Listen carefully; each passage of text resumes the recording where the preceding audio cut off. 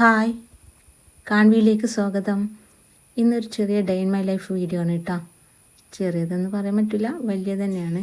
വൈകുന്നേരം വരെയുള്ള പ്രിപ്പറേഷൻസാണ് കേട്ടോ. ഫുഡ് പ്രിപ്പറേഷൻസും കാര്യങ്ങളൊക്കെ ആയിട്ട്. അപ്പോൾ ഇന്ന് രാവിലെ ഞാൻ പൂരിയും മുട്ട റോസ്റ്റുമാണ് ഉണ്ടാക്കിയിട്ടുള്ളത്. മുട്ട റോസ്റ്റും പൂരിയും നല്ല രസമാണല്ലേ. പിന്നെ അതിലേക്ക് ഉരുളങ്ങ കൊണ്ട് ബാജി ഉണ്ടാക്കും, അതും നല്ല ടേസ്റ്റാണ്. ഇവിടെ എനിക്കിഷ്ടം മുട്ട റോസ്റ്റും പൂരിയാണ്. ഇവിടെ കുട്ടികൾക്കും നൗഷാദക്കൊക്കെ ഇഷ്ടം ബാജി ഉണ്ടാക്കുന്നതാണ്. അങ്ങനെ രാവിലത്തെ ബ്രേക്ക്ഫാസ്റ്റ് റെഡി ആയിട്ടുണ്ട്. ഇനി ചോറ് ഞാൻ അടുപ്പത്താണ് വെക്കുന്നത്. ഇപ്പോഴത്തെ ഗ്യാസും കാര്യങ്ങളൊക്കെ അറിയാമല്ലോ, അപ്പോൾ പിന്നെ ചോറ് ടേസ്റ്റും അടുപ്പത്ത് തന്നെ. ഇന്ന് ഞാൻ ചക്കക്കുരു മുരിങ്ങക്കായും കൂടിയുള്ള കറിയാണ്. അത് സിമ്പിൾ കറിയാണ്. അതിലേക്ക് ചക്കക്കുരു ഞാൻ ഇവിടെ ഉള്ളതുകൊണ്ട്, ഇപ്പോൾ ചക്കക്കാലമല്ലേ, അപ്പോൾ ചക്കക്കുരു ഞാൻ എങ്ങനെയാണ് എടുക്കാറുള്ളത്. ഇതുപോലെ ഇതിൽ കുത്തി കഴിഞ്ഞാൽ പെട്ടെന്ന് അതിൻ്റെ തൊലിയും പോരും കഷ്ണവും ആയി കിട്ടും കേട്ടോ. അപ്പോൾ എളുപ്പത്തിൽ പണി ചെയ്യാൻ പറ്റിയൊരു പണിയാണിത്. അപ്പോൾ ഇതുപോലെ ചെയ്യാത്തവരൊക്കെ ഉണ്ടെങ്കിൽ ഇതുപോലെ ഇങ്ങനെ ചെയ്യുന്നവരുണ്ടെങ്കിൽ ഒന്ന് കമൻറ്റ് ചെയ്യണേ. അപ്പം അങ്ങനെയൊക്കെ എളുപ്പത്തിൽ ചക്കക്കുരു ഇതുപോലെ വരണ്ടി കഴിഞ്ഞാൽ അതിൻ്റെ ചുവപ്പ് പോവുകയും ചെയ്യും. ഇപ്പോൾ ചുവപ്പൊന്നും കളയണ്ടെന്നല്ലേ, ക്യാൻസർ രോഗത്തിനൊക്കെ നല്ലതാണെന്നല്ലേ, അപ്പോൾ അതിൻ്റെ ആവശ്യമില്ലല്ലോ.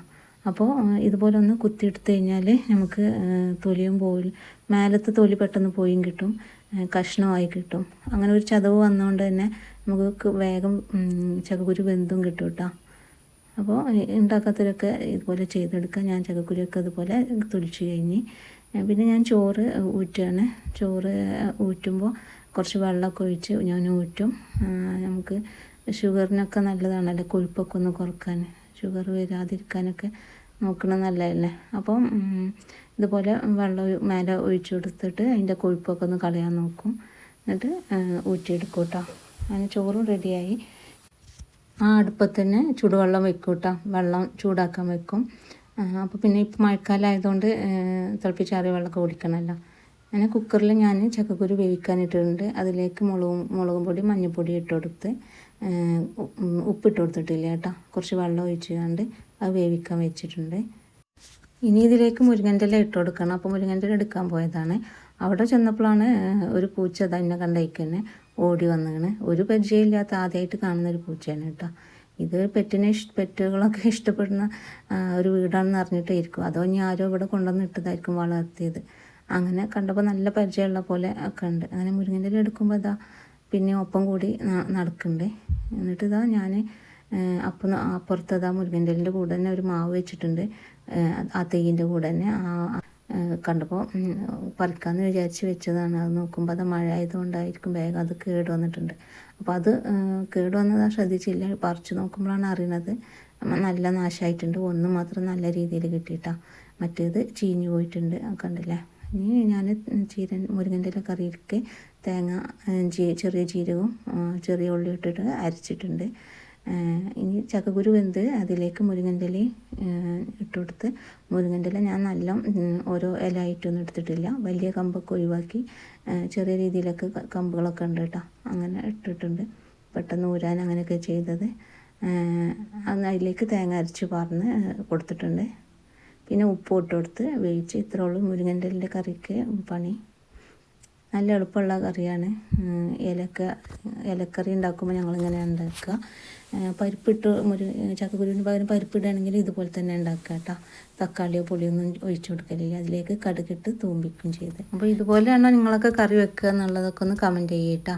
അപ്പോൾ ഇനി ഞാൻ വലിയ ഉള്ളി വഴറ്റിയെടുക്കുകയാണ്. കൂന്തൽ ഫ്രൈ ചെയ്യാൻ വേണ്ടിയാണ്. മീനിന് മുറിച്ച് കഴിഞ്ഞാൽ പിന്നെ കായൊക്കെ തേച്ച് ഫ്രിഡ്ജിലാക്കി വെക്കും കേട്ടോ. അതൊക്കെ ഞങ്ങൾക്ക് ഹെൽപ്പ് ചെയ്യാൻ വരുന്ന ദിവസം തന്നെ ഞാൻ ആ പണിയൊക്കെ ചെയ്തേക്കുന്നു. പിന്നെ പിറ്റേ ദിവസമൊക്കെ നമുക്ക് എടുത്ത് വേഗം ഉണ്ടാക്കാൻ കഴിയുമല്ലോ.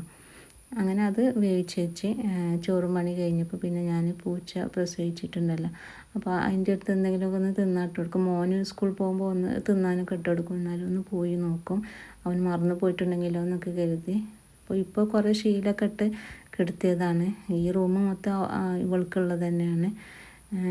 അങ്ങനെ പുറത്തേക്കൊന്നും വിടാറില്ലായിരുന്നു. പിന്നെ എങ്ങനെയൊക്കെ ഇറങ്ങിപ്പോയപ്പോൾ സംഭവിച്ചതാണ് ഇതുപോലെ. കുഞ്ഞുങ്ങളൊക്കെ ഉണ്ടാകുന്നതൊക്കെ നല്ല രസം തന്നെ, പക്ഷേ അതിനെ പരിപാലിക്കാനൊക്കെയാണ് ബുദ്ധിമുട്ട്.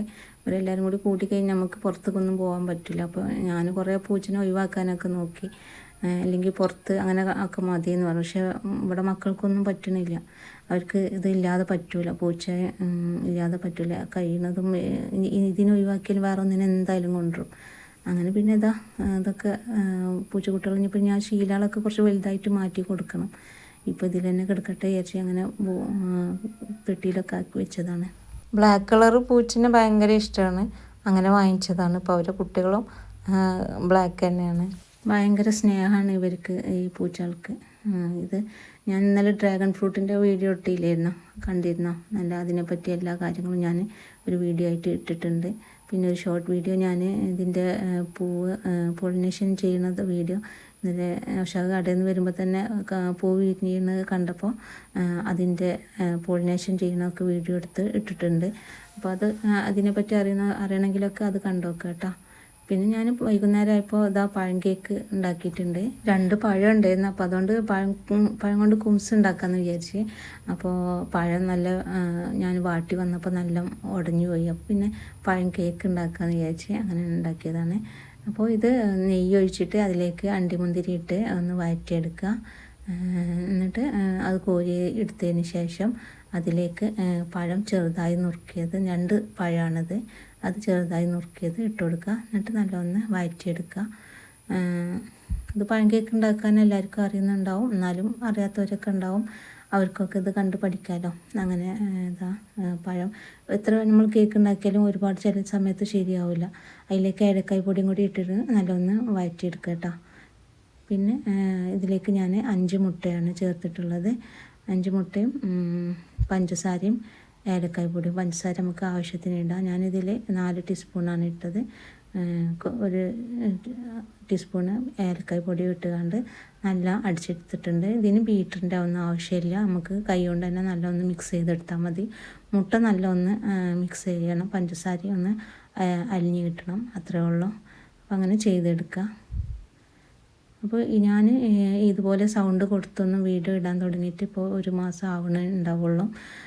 ഇതിനു മുമ്പ് ഞാൻ വീഡിയോ ഇഷ്ടം പോലെ ഇട്ടിട്ടുണ്ട്, പൂച്ചകളതും കിളികളതും അങ്ങനെയൊക്കെ ആയിട്ടുള്ള ഞങ്ങൾ ടൂർ പോകുന്ന വീഡിയോ അങ്ങനെയൊക്കെ ഒരുപാട് ഇട്ടിട്ടുണ്ട്. കുറേ ഷോർട്ട് വീഡിയോസ് ആയിരുന്നു ഇട്ടിരുന്നത്. ഇപ്പോഴാണ് ഞാൻ കുറേ ലോങ് വീഡിയോസ് ഇടാൻ തുടങ്ങിയത്. ആദ്യം ഇത് മോള് തുടങ്ങിയതാണ്. അവൾ ചെറുതാവുമ്പോൾ ഒരു ചാനൽ തുടങ്ങി, കുറച്ച് വീഡിയോസൊക്കെ ഇട്ട്, പിന്നെ അവളത് നിർത്തിപ്പോയി. അപ്പോൾ പിന്നെ ഞാൻ ഇടാൻ തുടങ്ങി. ഇത് എനിക്ക് വേണ്ടി ഇടാൻ തുടങ്ങിയതല്ല, മക്കൾക്ക് കുറച്ച് വലുതാവുമ്പോൾ ഉപയോഗിച്ചോളല്ലോ എന്ന് വിചാരിച്ച് ഇട്ടതാണ്. പക്ഷെ അവർ വലുതായപ്പോൾ അവർക്ക് ഈ ചാനലൊന്നും ആവശ്യമില്ല, അവർക്ക് ഇഷ്ടമില്ല. ഒരു വീഡിയോ ഇടണതിനൊന്നും കുഴപ്പമില്ല, പക്ഷെ അവർക്ക് വേണ്ട. അപ്പോൾ മട്ടോളിന്ന് പറഞ്ഞുകൊണ്ട് അങ്ങനെ ഇട്ടാണ്. പക്ഷേ ഇത് ഒരു 1000 സബ്സ്ക്രൈബേഴ്സൊക്കെ ആയപ്പോൾ പിന്നെ ഓരോ വീഡിയോസ് ഇടുമ്പോഴും ഓരോ സബ്സ്ക്രൈബേഴ്സ് അങ്ങനെയൊക്കെ ഇരുന്നിട്ടാണ് കിട്ടി. പക്ഷെ ഞാനങ്ങനെ ഇട്ടുകൊണ്ട് ഇരുന്ന് അവിടെ കിടന്നോട്ടെ എന്ന് വിചാരിച്ച് പിന്നെ 1000 സബ്സ്ക്രൈബേഴ്സൊക്കെ ആയപ്പോൾ പിന്നെ ഇതിൽ കൂടുതൽ വീഡിയോസൊക്കെ ഇട്ട് കഴിഞ്ഞാൽ ഇതൊരു നല്ല കാര്യമാണല്ലോ എന്ന് വിചാരിച്ചിട്ടാണ് അങ്ങനെ പിന്നെ ഞാൻ ലോങ് വീഡിയോസൊക്കെ ഇടാൻ തുടങ്ങിയത്. അപ്പോൾ ഫുഡും കാര്യങ്ങളും ഇവിടുത്തെ പ്ലാന്റ്സ് നൗഷാദ് ഉണ്ടാക്കുന്ന ഒരുപാട് പ്ലാന്റ്സ് മാംഗോൻ്റെ ഒക്കെ ഉണ്ട്, അതുപോലെ ചെടികളുടെ ഉണ്ട്. അപ്പോൾ അങ്ങനെയൊക്കെ ഇട്ട് അപ്പോൾ അതിന് ശബ്ദം കൊടുക്കാനൊക്കെ ഞാനിങ്ങനെ തുടങ്ങി. അപ്പോൾ അതും കൂടി ആകുമ്പോൾ നല്ലതാവുമല്ലോ എന്ന് വിചാരിച്ച്. അപ്പോൾ എന്തെങ്കിലും മിസ്റ്റേക്കൊക്കെ ഉണ്ടെങ്കിൽ ക്ഷമിക്കുക കേട്ടോ. അപ്പോൾ നിങ്ങൾ എനിക്ക് വേണ്ടി ഇതുപോലെ സപ്പോർട്ട് ചെയ്ത് വിജയിപ്പിക്കാൻ വേണ്ടി ലൈക്ക് ചെയ്യാനും കമൻറ്റ് ചെയ്യാനും മറക്കരുത്. കമൻറ്റ് ചെയ്യാൻ ലൈക്ക് ചെയ്യാനും എല്ലാവരും മറക്കുന്നുണ്ട്. കമൻറ്റ് ചെയ്യാൻ ഒരു തംസപ്പെങ്കിലും ഇട്ട് എഴുതാൻ മടിക്കണവരാണെങ്കിൽ തംസപ്പെങ്കിലും ഇട്ട് പോണേ. പിന്നെ ലൈക്ക് ചെയ്യാനും മടിക്കരുത്. അപ്പോൾ ഇതുപോലത്തെ കാര്യങ്ങളൊക്കെ ഉണ്ടാക്കുന്നതൊക്കെ മറ്റുള്ളവർക്കും ഷെയർ ചെയ്ത് കൊടുക്കും വേണം. പിന്നെ ഇത് ഞാൻ മുട്ട നല്ല അടിച്ചതിന് ശേഷം ഞാൻ പഴം വേവിച്ചത് നല്ല വഴറ്റിയെടുത്തിട്ടുണ്ടല്ലോ, അത് ഇതിലേക്ക് ഇട്ട് കൊടുത്ത് നല്ലൊന്ന് മിക്സ് ചെയ്തിട്ടുണ്ട് കേട്ടോ. അപ്പോൾ ഇനി നിങ്ങളുടെ നല്ല സപ്പോർട്ട് വേണം എനിക്ക് മുന്നോട്ട് പോകാൻ വേണ്ടിയിട്ട്, വ്യൂസൊക്കെ കിട്ടാൻ വേണ്ടിയിട്ടൊക്കെ ഫുൾ വീഡിയോ കാണണം, ഫുള്ളായിട്ട് തന്നെ കാണണം കേട്ടോ. അപ്പോൾ ഈ പഴം മിക്സ് ചെയ്ത് നല്ലോണം മിക്സ് ചെയ്തിട്ടുണ്ട്. ഇനി ഇത് ഞാനിത് പഴം വഴറ്റിയ ആ പാത്രത്തിലേക്ക് തന്നെ ഒഴിച്ചു കൊടുക്കുകയാണ്, ഇല്ലെങ്കിൽ കേക്ക് ഉണ്ടാക്കുന്ന ആ പാത്രത്തിലേക്ക് ഒഴിച്ചു കൊടുക്കാം. ഇത് ഞാൻ ഫ്രൈ പാനിലല്ല ഗ്യാസ്മേ തന്നെയാണ് വെച്ചെടുക്കുന്നത്. ഇനി ഓവനിൽ വെക്കുകയാണെങ്കിലും അങ്ങനെ ഇനി അടുപ്പത്ത് മേലെ പോട് വെച്ചിട്ട് അങ്ങനെ ചെയ്യാം കേട്ടോ.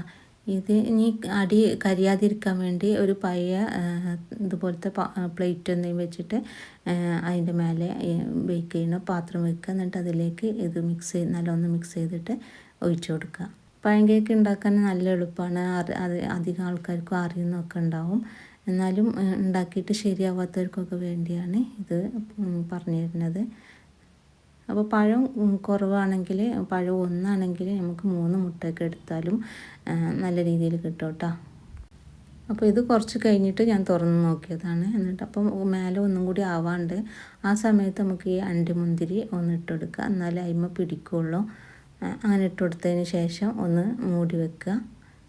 അണ്ടിമുന്തിരിയൊക്കെ നമുക്ക് ആവശ്യത്തിന് ഇട്ട് കൊടുക്കാം, ഇനി ഇട്ടില്ലെങ്കിലും കുഴപ്പമൊന്നുമില്ല, ഒന്ന് മൊഞ്ച് കൂടുന്നേ ഉള്ളൂ. അപ്പോൾ നല്ല ടേസ്റ്റുമാണ് അത്. അങ്ങനെ ഒന്ന് ഇട്ട് കൊടുത്തതിന് ശേഷം ഒന്ന് മൂടി വെക്കുക കേട്ടോ. എന്നിട്ടൊരു 5 മിനിറ്റ് കഴിഞ്ഞതിന് ശേഷം ഒന്ന് തുറന്ന് നോക്കിയിട്ട് കുത്തി നോക്കുക. ഒരു ഈർക്കിളിയോ അങ്ങനെ എന്തെങ്കിലും കൊണ്ടൊന്ന് കുത്തി നോക്കുക. അത് ഞാൻ പപ്പടത്തിൻ്റെ കൊള്ളി കൊണ്ട് കുത്തി നോക്കിയതാണ്. അതിന്മേൽ പിടിച്ചിട്ടില്ല എന്നുണ്ടെങ്കിൽ ഇതിപ്പോൾ പിടിച്ചിട്ടുണ്ട്, അപ്പോൾ വേവ് ആയിട്ടില്ല, ഒന്നും കൂടി വേവാണ്ട്. ഇതൊക്കെ എല്ലാവർക്കും അറിയുന്നവരൊക്കെ ആയിരിക്കും. എന്നാലും നമ്മൾ സ്റ്റുഡൻസൊക്കെ ഉണ്ടാവുമല്ലോ, പഠിക്കാൻ പോകുന്നവർക്ക്, അവർക്കൊക്കെ ഇത് നല്ല മനസ്സിലാക്കി കൊടുക്കാൻ വേണ്ടിയാണ് പറഞ്ഞു തരുന്നത്. അപ്പോൾ പിന്നെ ഞാൻ എടുത്തൊന്ന് കുത്തി നോക്കിയപ്പോൾ അതിന് പിടിച്ചിട്ടൊന്നുമില്ല. എന്നിട്ട് അതൊന്ന് മറിച്ചിട്ട് കൊടുത്തു. ഓവനിലാണെങ്കിൽ മറിച്ചിട്ടൊന്നും വേണ്ട, ഇതുപോലെ തന്നെ ചെയ്തെടുക്കുക.